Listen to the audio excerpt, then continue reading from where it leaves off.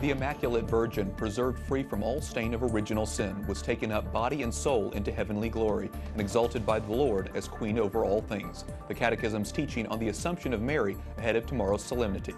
Thank you for joining us this evening. I'm Wyatt Goolsby. Here to give us some more insight into the Solemnity of the Assumption is Michael O'Neill. He is the creator of MiracleHunter.com and a Marian expert.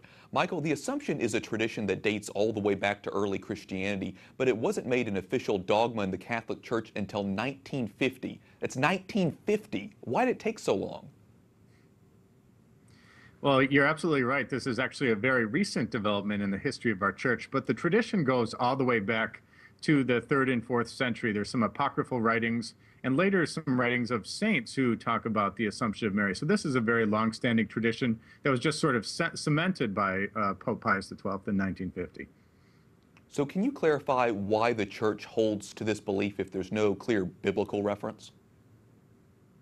Absolutely. I think as Catholics, we take this for granted. It's a dogma of our faith, but it is, in fact, one of the greatest miracles in the history of our church. And it might be one of the only ones that actually we're required to believe. Most miracles outside of Scripture, we don't have to believe, but this one is a dogma of our faith.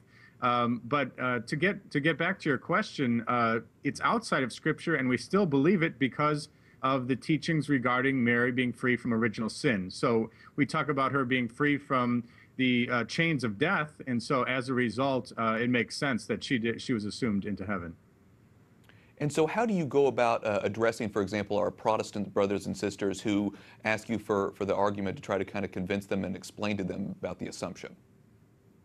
Well, like many things in our Catholic Church, it dates back to the earliest days of the Church. So people like Martin Luther, for example, would have believed in the Assumption, and any of the great early Protestant reformers would have believed in the teachings of the Church regarding Mary. So it's only the developments as of late that Protestants have really sort of shed the beliefs regarding Mary. How is this solemnity celebrated across the world, Michael, and how does it vary by culture? Absolutely. It's one of the great feast days in the history of our church. And there are actually national holidays in many countries for the Assumption. And of course, it's a holy day of obligation as well. So there are many Marian feasts, processions, and things like this that go from country to country, but it's a widely celebrated devotion in our church.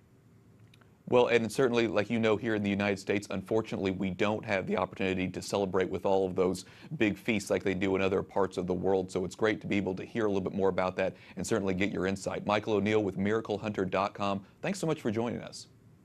Happy to be here. Thank you.